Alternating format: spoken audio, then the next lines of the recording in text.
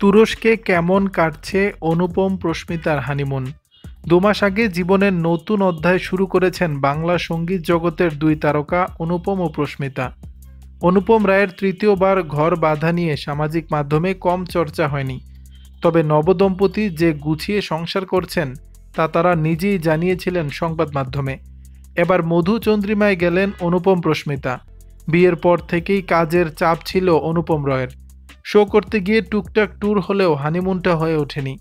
এবার ব্যস্ত শিডিউল থেকে সময় বের করে হানিমুনে গেলেন অনুপম প্রস্মিতা। তুরস্কে ছুটির মেজাজে রয়েছেন তারকা দম্পতি। গায়ক নিজেই সামাজিক মাধ্যমে ছবি পোস্ট করেছেন। ফ্রেমে রং মিলান্তি পোশাকে দেখা গেল দুজনকে, যা দেখে অনুপম রায়ের পোস্টে ভালোবাসা উজাড় করে দিয়েছেন অনুরাগীরা।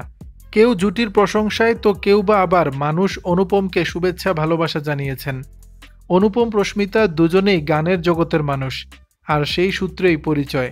এর আগে ভারতীয় সংবাদ মাধ্যমের সঙ্গে কথা বলতে গিয়ে প্রস্মিতা জানিয়েছিলেন, এক স্টুডিওতে তাদের প্রথম দেখা হয়, তখন থেকেই বন্ধুত্ব। সম্পর্ক শুরু হয় প্রায় 1 বছর আগে। প্রস্তাব সেভাবে কেউ কাউকে দেননি ঠিকই, তবে দুজনেই জানতেন একে অপরকে ভালোবেসে ফেলেছেন। তাদের দুই পরিবারের পক্ষ থেকে বিয়ের সিদ্ধান্ত নেওয়া হয়। প্রস্মিতা বলেছিলেন, অনুপম এত বড় একজন স্টার, তবে কখনোই স্টারডম দুজনের সম্পর্ককে প্রভাবিত করেনি।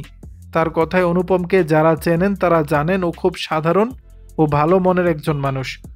ওর যে এই সেলিব্রিটি সত্তা, স্টারডম, সেটা অন্তত ব্যক্তিগত জীবনে নেই। দর্শক, বিষয়টি নিয়ে আপনাদের মতামত জানাবেন নিচের কমেন্ট বক্সে।